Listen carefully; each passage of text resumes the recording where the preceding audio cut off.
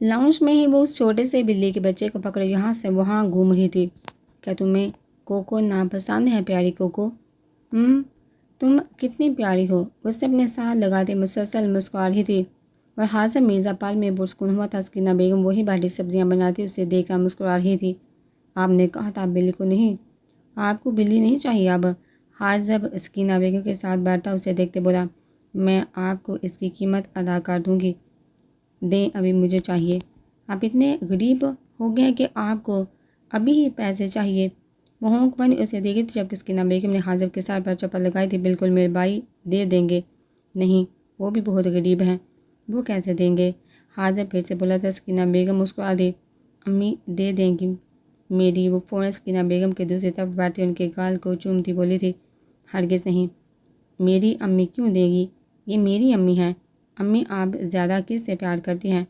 فوراً کوکو کو نیچے اتارتے ان کے گلے میں باہیں ڈال دی بولی، اپنی گڑیا سے۔ سکینہ بیگم بولی تو فری نے جتاتی نگاہوں سے اسے دیکھا جبکہ حاضر مسکرا دیا، ناشتہ بناتی ہوں۔ سکینہ بیگم اٹھ کھڑی ہوئی تو فری نے اسے دیکھا، مجھے بھی دکھاؤ اپنی کوکو ایک شرط پر۔ کیا؟ میں آپ کو پیسے نہیں دوں گی، وقت آنے پر میں پیسوں کی جگہ کچھ اور لوں گا۔ آپ سے بولیے منظور ہے؟ یا میں آپ کی کوکو کو واپس کر دوں؟ منظور ہے۔ وہ جلدی سے بولی تو پھر گود میں اپنی نئی بلی کے بچے کو اٹھاتے اس کے پاس بیٹھتے اس کے بارے میں بتاتی چلے کہ جیسے وہ نہ جانے کب سے اس کے پاس ہو۔ یہ میری زندگی کا پہلا تحفہ ہے۔ حاضم نے اس کے دیکھا جو ہوش تھی۔ ہاں، یہ اس کی زندگی کا پہلا تحفہ تھا۔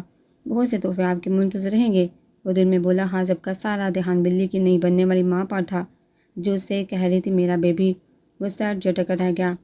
ماہا کی آنکھ درد کے احساس سے کھلی تھی۔ اس نے آنکھیں کھولتے خود کو مانوس سی جگہ پر پایا تو آنکھیں آنسوں سے بڑھ گئی۔ چہرہ موڑتے اس شخص کو دیکھتے دل میں ٹھنڈک اتری تھی۔ وہ اپنے گھر تھی، اپنے شوہر کے ساتھ جس نے اسے ڈھونڈ لیا تھا۔ نہیں تو وہ نہ جانے درد سے اس کے منہ سے سسکی نکلی تو سفید شاہ کی آنکھیں کھلی اسے دیکھا۔ کیا ہوا؟ درد ہو رہی ہے؟ ماہا نے چاند کو دیکھتے کہا تو سفید شاہ نے ڈاکٹر کی بتائی دوائی اسے دی۔ ماہا نے اس کے پاس آنا چاہا۔ اپنی جگہ سے آگے مت بڑھنا۔ وہ بازو سے اپنی آنکھیں ڈھکتا سرد لہجے میں بولا تو ماہا کی سسکیاں بڑھی۔ وہ کتنی دیر روتی رہی تھی لیکن اس شخص پر کوئی اثر نہیں ہوا تھا۔ سو جب وہ بولا تو بس اتنا، لیکن جب اس کے آنسو نہ رکے تو سفید شاہ اپنی جگہ سے اٹھ کر بالکونی میں نکلتا دروازہ بند کر گیا۔ وہ سگریٹ سلگایا خود کو پرسکون کرنے کی کوشش میں تھا، نہیں تو اس کا بس چلتا تو ماہا کو سخت سے سخت سزا دیتا۔ وہ کتنی دیر وہاں رہا تھا، شاید اس کے سونے کے انتظار میں تھا۔ وہ 1.5 گھنٹے بعد اندر داخل ہوا تو وہ سو چکی تھی۔ وہ خاموشی سے اپنی جگہ پر لیٹ گیا۔ ابھی آنکھ لگی تھی کہ خود پر کسی احساس کے تحت آنکھیں کھولی۔ وہ اس کے سینے پر سر رکھی نیند میں تھی۔ سفید شاہ نے گہرا سانس بھرتے اس کے بالوں میں انگلیاں پھیرتے اور اس کے سر کو چوما۔ آپ کو اتنی جلدی تو معافی تو نہیں ملے گی کہ آپ جان سکیں کہ آپ نے اپنے ساتھ میرا کتنا بڑا نقصان کیا ہے۔ سفید شاہ کہتا آنکھیں موند گیا جبکہ اب نیند آنکھوں سے کوسوں دور تھی۔ ماہا کے جاگنے سے پہلے وہ فریش ہونے چلا گیا تھا۔ ماہا نے اٹھتے اسے دیکھا جو ڈریسنگ کے سامنے کھڑا بال بنا رہا تھا۔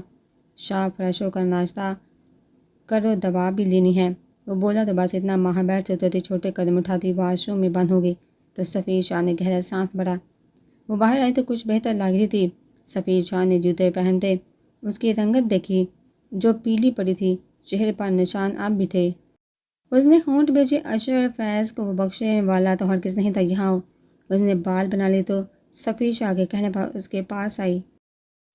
سفید نے سائیدراز سے ٹیوب نکال اس کے سامنے کھڑے ہوتے اس کے چہرے پر لگائی اور ہونٹوں پر لگاتے اس کی سسکی سنتے اس کے ماتھے پر بوسہ دیا۔ شاہ ماہا نے پھر سے کچھ کہنا چاہا لیکن وہ جیسے سن ہی نہیں رہا تھا۔ اس کے بعد ماتھے سے ہٹاتا ہوا اس کے چہرے کو بغور دیکھ رہا تھا۔ کہیں اور چوٹ آئی ہے؟ ماہا نے پیٹ پر ہاتھ رکھتے سر جھکا لیا تو سفید شاہ جھٹکے سے دور ہوتا باہر نکل گیا۔ ماہا روتے بیڈ پر بیٹھ گئی تھی، پھر ملازمہ کے بلانے پر دوپٹہ اچھے سے ہوتے باہر چلی گئی تھی۔ پھر ساشا نے اس کے آنے پر کھڑے ہوتے اس کو پاس بلائے تو وہ قدم قدم چلتی اس کے پاس گئی۔ اب کیسی طبیعت ہے، ٹھیک ہوں؟ سفید شاہ نے سر تک نہ اٹھایا۔ وہ یہی چیز ماہا کے دل کو ٹھیس پہنچا رہی تھی۔ ایک بار پھر ڈاکٹر کو چیک کروانا ہے۔ شام آج تم آفس نہیں جاؤ گے؟ میں شام میں لے جاؤں گا چیک اپ کے لیے، مجھے آج ضروری کام ہے، وہ بولا تو ماہا نے بیکی آنکھوں سے بہزاد کو دیکھا جس نے آنکھوں سے تسلی دیتے سر پر ہاتھ رکھا تھا۔ پریشانی کی کوئی بات نہیں اور نہ زیادہ سوچنے کی ضرورت ہے، بہزاد نے کہا تو وہ سر ہلاتی اپنی جگہ پر بیٹھ گئی۔ شاہ ماہا کی پلیٹ بناؤ، وہ کافی سمجھدار ہے بھائی، سب کر سکتی ہے۔ سفیر شاہ نے سر سے لہجے میں کہا تو بہزاد نے کچھ کہنا چاہا، جبکہ ماں نے اپنی پلیٹ اٹھاتے اس میں انڈا رکھا تھا۔ سفیر شاہ نے اپنے ہی گلاس میں جوس دوبارہ ڈالا اور اس کے آگے رکھا اور اپنے کھانے میں مصروف ہو گیا۔ ماں کے حلق سے وہ انڈا بریڈ بالکل نہیں اتر رہے تھے۔ فیروزہ، سفیر کی آواز دینے پر ملازمہ فوراً آئی تھی۔ جی، فروٹس کاٹ کر لا دے اور تھوڑی دیر بعد سوپ دینا انہیں۔ ٹھیک ہے۔ سفیر نے ماں کے آگے سے اس کی پلیٹ ہٹا دی تھی، جبکہ بہزاد مطمئن ہوا تھا۔ وہ جانتا تھا سفیر ناراض ہے، لیکن وہ یہ بھی جانتا تھا کہ سفیر شاہ فکر کرنا ناراضگی میں بھی نہیں چھوڑتا۔ پیو اسے۔ اس نے ماں کو گلاس سمایا جو وہ پی گئی تھی۔ پھر ملازمہ نے اسے بول تھمایا تو وہ آہستگی سے کھانے لگی۔ دوا نکال کر رکھی ہے، وہی کھانی ہے۔ یہ چند الفاظ بولتے سفیر شاہ جا چکا تھا۔ بہزاد شاہ بھی اس سے خیال رکھنے کا کہتا باہر نکل گیا۔ اس وقت دونوں آمنے سامنے بیٹھے ایوان بادشاہ کی بربادی دیکھ رہے تھے۔ اس کے خلاف سارے ثبوت منظر عام پر آ گئے تھے، لیکن کافی نہیں تھا۔ بھائی، آپ وہاں نہیں جائیں گے؟ سفیر شاہ سنجیدگی سے بولا تھا، میرا جانا بے حد ضروری ہے۔ ایک آخری انسان اور انتقام پورا ہو جائے گا ہمارا۔ اگر آپ ایسا چاہتے ہیں تو ٹھیک ہے، لیکن میری ایک شرط ہے۔ کوئی بات نہیں مانوں گا میں تمہاری۔ شاہ اشرف فیض سے حاجب نہیں، میں خود نمٹنا چاہتا ہوں۔ ہرگز نہیں۔ اس کے تعاقب میں اب بھی ایوان بادشاہ ہے، وہ تمہیں صرف ماہا پر دھیان دینا ہے۔ میں واپسی پر رخصتی چاہتا ہوں، حافی کی اور فری کو بھی اپنے پاس چاہتا ہوں۔ اب جو بھی کہہ لے، بھائی اشر کو میں خود ڈیل کروں گا۔ سفیر شاہ اپنی بات پر قائم رہا تو بہزاد نے اسے دیکھا، ٹھیک ہے، لیکن حاجب ساتھ ہوگا۔ لیکن کیوں شاہ؟ جو کہہ دیا ہے اس پر عمل کرو۔ فری کا بھائی، کیا آپ اس سے ملے ہیں؟ سفیر شاہ نے دھیمی آواز میں پوچھا۔ نہیں، سب احترام پذیر ہونے کے بعد ملوں گا۔ اپنی جان سے اتنے سال گزارے ہیں، اس کے بغیر اب بھی دل صبر کیے بیٹھا ہے۔ وہ دونوں بھائی ایک دوسرے کے احساسات محسوس کر سکتے تھے۔ آپ اکیلے نہیں جائیں گے بھائی، ٹیم کے لوگ جا رہے ہیں، شاہ فکر نہ کرو۔ ٹھیک ہے، میں چلتا ہوں۔ سفیر اٹھ گیا۔ سیفی، جی بھائی۔ ماں کا چیک کرواؤ اور نرمی سے پیش آؤ۔ جی بھائی۔ میں سمجھ گیا۔ وہ باہر نکل گیا تو بہزاد نے کال کرتے آگے کے معاملات ڈسکس کیا۔ حائفہ کی مسلسل کال آ رہی تھی۔ کیا چاہتی ہیں اب آپ کہاں جا رہے ہیں؟ کام سے جا رہا ہوں، بہزاد نے چیزیں سمیٹتے کہا۔ یہ آپ کسی کو مارنے جا رہے ہیں؟ میں نے بابا کو سنا ہے آپ سے بات کرتے۔ حائفہ، ایسا کچھ نہیں، تیاری کریے۔ اب جو چیزیں چاہیے ہیں مجھے لسٹ بنا کر دے۔ بہزاد، میری حائفہ، اس بارے میں کوئی بات نہیں ہوگی، بہزاد سنجیدگی سے بولا تھا، جبکہ حائفہ کی سسکیوں کی مدھم آواز سنتے وہ گہرا سانس بھر گیا۔ آپ مجھ سے ناراض ہیں؟ تبھی دروازہ کھول کر کوئی اندر آیا تھا۔ بہزاد، ہمیں شادی کا وینیو ڈیسائیڈ کرنا ہے۔ نسوانی آواز سنتے حائفہ کی سسکیاں بڑھی تھی۔ اور ابھی مجھے کام سے جانا ہے۔ اسے بتا کیوں نہیں رہے کہ آپ شادی نہیں کریں گے؟ حائفہ کی آواز گونجی تو بہزاد نے لب بھینچے، کون ہے یہ؟ ادا فوراً اس کے قریب آئی تھی۔ یہ تمہارا مسئلہ نہیں، بہزاد نے فون کان کے ساتھ لگایا۔ بیوی، آپ سے بعد میں بات کرتا ہوں۔ وہ کہتا کال کاٹ کے، تم شادی شدہ ہو؟ ادا نے چیختے کہا، بالکل۔ تم نے مجھے دھوکہ دیا۔ ادا نے اس کا گریبان تھاما۔ ہرگز نہیں، جو تم دوسری لڑکیوں کے ساتھ کرتی ہو میں نے تمہارے ساتھ کیا۔ لڑکیوں کو اپنے آوارہ دوستوں کی محبت میں گمراہ کرتی ہو تم، اور انہیں نشے پر لگاتی ہو تم۔ سب تمہارے باپ سے بہت سے حساب نکلتے تھے۔ میں تمہیں چھوڑوں گی نہیں، اور نہ تمہاری اس بیوی کو۔ ادا پاگل ہونے کے در پر تھی۔ وہ دروازہ ہے، باہر نکلو، بہزاد دوڑا، جبکہ ادا تو اس کا گریبان تھامنا چاہ رہی تھی۔ بہزاد نے گارڈز کو بلایا تھا۔ یہ عورت اور اس کا باپ مجھے یہاں دوبارہ دکھنے نہیں چاہیے۔ جی سر۔ اس کے بعد سوشل میڈیا پر ایک ہنگامہ برپا تھا۔ ایوان بادشاہ پاکستان کا سب سے بڑا دشمن ثابت ہوا تھا۔ تمام مسلم ممالک اس کے خلاف اٹھ کھڑے ہوئے تھے۔ فیروز جعفری کو بھی اریسٹ کیا گیا تھا، اور بھی بہت سے سیاسی رہنما کی سیٹیں لے لی گئی تھی۔ بہزاد کی رات کی فلائٹ تھی، اس نے حائفہ کا نمبر ملایا تھا۔ السلام علیکم۔ وعلیکم السلام۔ میری بات دھیان سے سنی حائفہ، جب تک میں واپس نہیں آتا اب گارڈ سے نہیں نکلے گی، آفس نہیں جائے گی۔ میں نے شفیق صاحب سے بات کر لی، ٹھیک ہے؟ وہ آہستگی سے بولی تھی۔ بہزاد نے کال کاٹ دی تو وہ دل محسوس کر رہ گئی۔ آگے کیا ہونا تھا اس سے سب بے خبر تھے۔ وہ یہاں سے جا چکا تھا۔ وہاں دور بیٹھے اس نے تاروں سے بڑا سامان دیکھا، ایک آخری انسان، اور وہ اپنے فرض کی طرف ایک آخری قدم بڑھا دیتا۔ کوئی نہیں جانتا تھا کہ بہزاد شاہ کون ہے، کہاں سے آیا ہے، کیا مقصد۔ وہ یہاں صرف اپنی ماں کی وجہ سے تھا، اور اس کے بعد پاکستان کو بچانا اس نے اپنا مقصد بنا لیا۔ اپنی ماں جیسی کنگ اردو کو درندوں سے بچاتے وہ بہت آگے نکل گیا تھا اس کام میں۔ اس کا مقصد صرف پاکستان کی حفاظت میں اپنا کردار ادا کرنا تھا جو وہ بخوبی کر رہا تھا۔ ایمان پاشا وہ شخص تھا جو پاکستان باہر بیٹھے پاکستان کی نوجوان نسل کو کمزور کر رہا تھا، گمراہ کر رہا تھا۔ ان سب میں ہاتھ پاکستان کے اپنے کہنے کو معزز لوگوں کا تھا۔ اس نے تیاری مکمل کی۔ ایمان پاشا کو اب تک خبر نہ ہوئی تھی کہ ان سب کے پیچھے کون ہے۔ بہزاد نے ہر کام ہی اتنا محفوظ رکھا تھا اور کھڑا ہوا جائے نماز بچھائی نماز ادا کرتے کافی دیر دعا کے لیے ہاتھ اٹھائے رکھے، پھر چہرے پر ہاتھ پھیر کر کھڑا ہو گیا۔ تیاری مکمل کی باہر نکل گیا، جبکہ دوسری طرف سفیر شاہ گھر میں داخل ہوا تھا۔ اس نے حاضر کے ساتھ اشر کی حال خراب کر دی تھی۔ وہ اسے اس قابل تو چھوڑایا تھا کہ وہ گڑ مریض کی بیوی کو بیچنے کی ہمت کی گئی تھی۔ وہاں پہلی لڑکی نہیں تھی، وہ نہ جانے یہ کام کب سے کر رہا تھا۔ ہر برائی کا انجام برا ہی ہوتا ہے جو ہو رہا تھا۔ ایک عرصے برائی کی ملکیت رہتی، یہ جاری رہنی تھی قیامت تک، لیکن بہزاد شاہ، سفیر شاہ اور حاضر مرزا جیسے لوگ اس کے خلاف محاذ سے لڑتے رہیں گے۔ وہ بے حد تھک گیا تھا۔ بہزاد نے کال نہیں اٹھائی تھی۔ وہ جانتا تھا کام مکمل ہونے کے بعد ہی وہ کال اٹھائے گا، اس لیے کمرے کی طرف چل پڑا۔ وہاں کی پشت دروازے کی طرف وہ کپڑے نکالتا فریش ہونے چلا گیا۔ واپسی پر وہ آ کر اپنی جگہ پر لیٹا تھا۔ تھک گئے ہیں؟ ماں کی آواز پر اس نے آنکھوں سے بازو ہٹایا۔ جاگ کیوں رہی ہو؟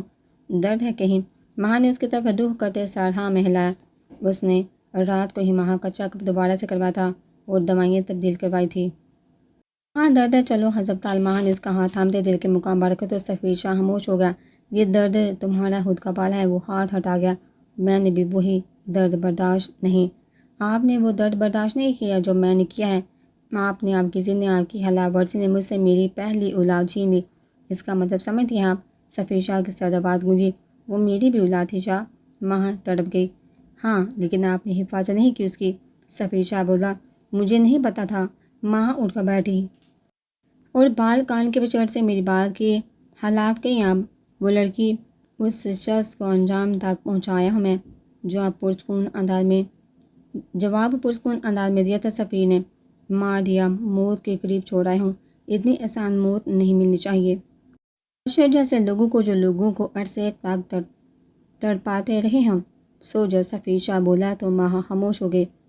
اس کے لیٹر میں سفیر نے اسے حصار میں لیا تو وہ اور تیز آواز میں رونے لگی۔ سفیر شاہ نے اسے رونے دیا تھا اور کچھ دیر میں وہ سو گئی تھی۔ حاضر انہیں باہر لے کے جا رہا تھا کیونکہ وہ جانتا تھا وہ جلدی واپس جا رہی ہے، ہمیشہ کے لیے نہیں، لیکن پھر بھی وہ خاص بنانا چاہتا تھا سب۔ وہ سکینہ بیگم کے کمرے میں داخل ہوا۔ امی تیار ہیں؟ ہاں چلو۔ فوری آگی، وہ تو آج نہ جانے کی تیاری میں مصروف ہے۔ وہ ان کے پاس آ کر بیٹھ گیا۔ خوش ہو؟ اپنا فرض نبھا رہا ہوں، مطمئن ہو؟ ملائکہ سے کب ملوا رہی ہے؟ وہ شرارت سے بولے۔ بہو کے گھر ہوتے ہوئے بھی آپ کیسے میری دوسری شادی کا سوچ سکتی ہیں؟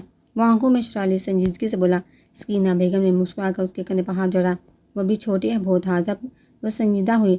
تو ہمیں کچھ سال انتظار ہرگز نہیں امی۔ اگر اس کی محبت بدل گئی تو انہیں کسی اور کو کچی عمر کی محبتیں دل میں ثبت ہو جاتی ہیں۔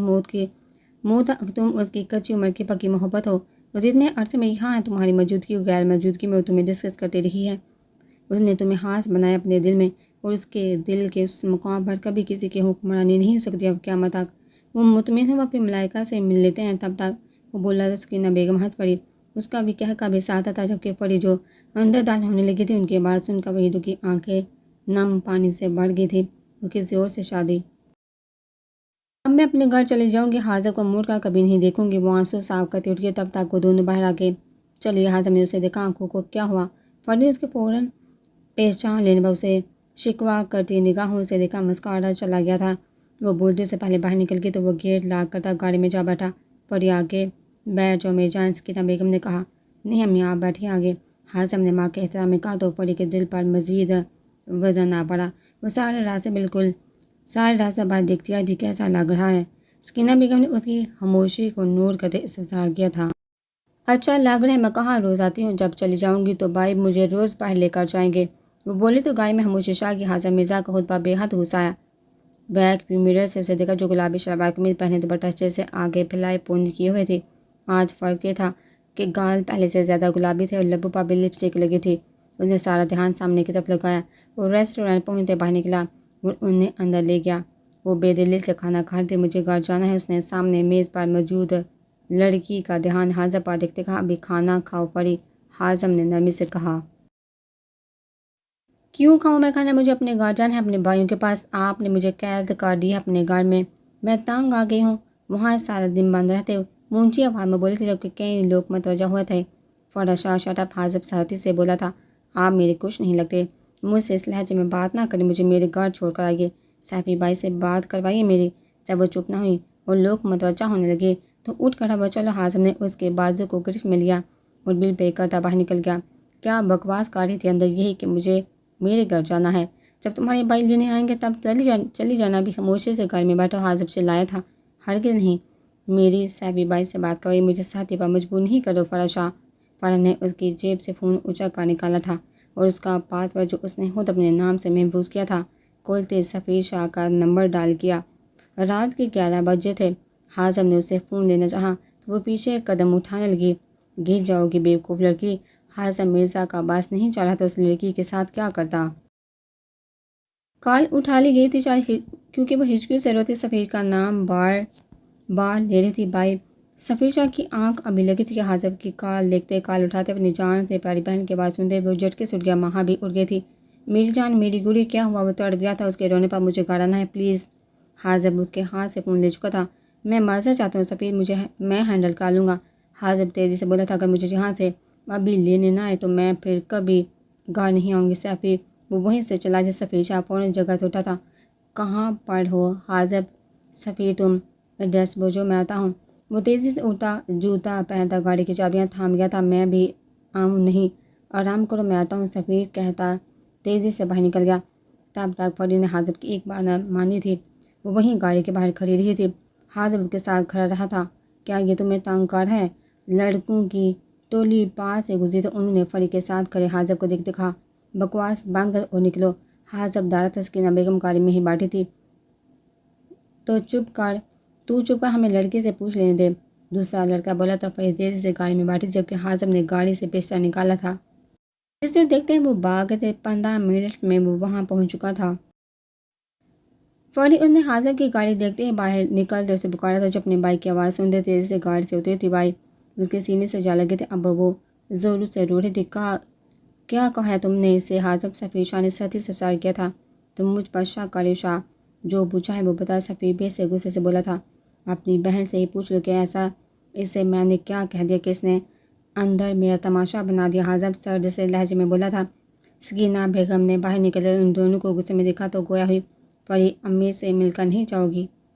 وہ بولی تو فری سفیر سے الگ ہوتی تیزی سے ان کے وجود کا حصہ بن گئی، ان کا چہرہ ہاتھوں میں تھامتے گال چومنے لگی۔ آئی لو یو امی، آپ دنیا کی بیسٹ امی ہیں۔ وہ شدت سے ان کے گال چومتی بولی تو سکینہ بیگم مسکرا دی، جبکہ سفیر شاہ سمجھ گیا تھا کہ بہزاد شاہ نے ان کی بہن کو اس کر کیوں ٹھہرایا تھا۔ اچھا چلو جاؤ۔ اب سکینہ بیگم مزید بدمزگی نہیں چاہتی تھی ان کے درمیان، اس لیے بولی۔ وہ سفیر شاہ کے ساتھ جا کر واپس کھڑی ہوئی۔ اب میں کبھی آپ کے قید خانے میں نہیں آؤں گی، وہ حاذب کو دیکھتی بولی، جو اس سے ہی سرد نگاہوں سے گھور رہا تھا۔ فری نے ہوش کو ہونٹوں پر زبان پھیرتے رخ میں موڑ لیا۔ سفیر نے حاذب کو دیکھا، جس کا سارا دھیان فری پر تھا، پھر سکینہ بیگم کو خدا حافظ بولتا فری کو حصار میں لی گاڑی میں بیٹھا۔ حاذب بھی گاڑی میں بیٹھ گیا تھا اور وہ دونوں مخالف سمت چل پڑے تھے۔ یہ ہمارا گھر ہے، وہ اشتیاق سے اس گھر کو دیکھتی بولی۔ بالکل، یہ میری گڑیا کا گھر ہے۔ سفیر شاہ اسے سال لگا، اس کے بالوں کو چومتا بولا تھا۔ ماہی بھی اندر لیکن اس کی طبیعت ٹھیک نہیں، اس لیے ہم اسے نہیں اٹھائیں گے، ٹھیک ہے؟ فری نے لبوں پر انگلی رکھتے اسے چلنے کا اشارہ کیا تو وہ اندر داخل ہوا۔ واؤ، وہ ہر چیز کو ستائش سے دیکھ رہی تھی، جبکہ سفیر شاہ کی نگاہیں تو اس سے ہٹ ہی نہیں رہی تھی۔ کتنے سال گزارے تھے انہوں نے اس کی یاد میں، اس کی تڑپ میں، بار بار اس کا ماتھا چوم رہا تھا۔ بھائی کہاں ہے؟ اس نے جھٹکے سے سر اٹھاتے پوچھا۔ بس کل اپنی گڑیا کے پاس ہوں گے وہ، میں ان سے بات نہیں کروں گی، بولتا سفیر شاہ تڑپ گیا۔ کیوں؟ کیونکہ انہوں نے مجھے نہیں ڈھونڈا، وہ بولتا سفیر مسکرا دی۔ یہ سب بہزاد اسے سمجھاتا تو بہتر تھا۔ آؤ میں اپنی گڑیا کو اس کا کمرہ دکھاؤں۔ میرا کمرہ بھی ہے، وہ پرجوشی سے بولی تھی۔ بالکل، سب سے خاص کمرہ۔ اسے بہزاد کے ساتھ والی کمرے ملا، جہاں کچھ دیر پہلے بہزاد نے سرٹ کروا تھا۔ کس نے کیا؟ اس نے کمرے کو دیکھتے استفسار کیا۔ جن سے ابھی آپ ناراضگی کی بات کری تھی، پر میں ابھی بھی ان سے ناراض ہوں، وہ کہتی بیڈ پر بیٹھ کے سفیر نے اے سی چلاتے کمرے کا دروازہ بند کیا اور وہیں اس کے ساتھ بیڈ پر نیم تراش ہوا۔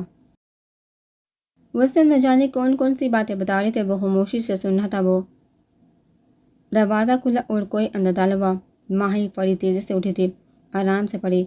सफ़ी ने माहा की तबीयत के ज़ेर असर कहा, जबकि माहा ने उसे साथ लगाया था, जबकि परी ने उसके गाल चूमे थे। आप ठीक है ना माही? माहा ने सफ़ी से नज़रें चुराई थी। खड़ी मत रहिए, सफ़ी शाह ने संजीदगी से माहा को कहा तो वो सर लगी। आप आराम करो माही, हम सुबह मिलेंगे।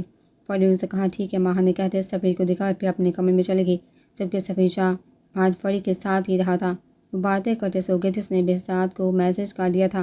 वो 3 बजे अपनी जगह से उठा और अपने कमरे में आया था। माहा को देखने उसे देखते लब बेंच जिसने एसी की स्पीड फुल की, कंफर्टर तक नहीं लिया था ऊपर। उसने एसी बंद करते पंखा चला, उस पर कंफर्टर दिया, उसके बाद चेहरे से हटाए तो गहरा सांस पड़ा, फिर झुक उसके माथे पर बोसा देते वापस परी के कमरे में चला गया। हाइपा बस खामोश हो गई थी। उसे कुछ समझ नहीं आता। उससे बाहर निकलने से भी बेसात ने मना किया था। वो ऑफिस नहीं जा रही थी। अपिया आपके लिए कुछ आया है। हसन उसे वो लिफाफा थमा कर खुद यूनिवर्सिटी के लिए निकल गया था। हाफी ने वो लिफाफा खोला जिसमें से कागज़ निकला था, और जैसे जैसे पढ़ती जा रही थी उसके चेहरे पर पसीने की बूंदें नमूदार होती। वो हाथ आधा जाफरी की तरफ से था जिसमें साफ उसे मारने की धमकी दी गई थी। वो डर से यहाँ से वहाँ चक्कर काटने लगी थी। उसमें लिखा था कि वो हाथ बस के अंदर की ज़िंदगी मुश्किल कर देगी। उसने इतना बदनाम कर दी कि बेजात शाह उसे देखेगा भी नहीं। वो जहाँ वहाँ चक्कर काट ली थी। उसने बेजात को काल के जो उठाई नहीं गई थी।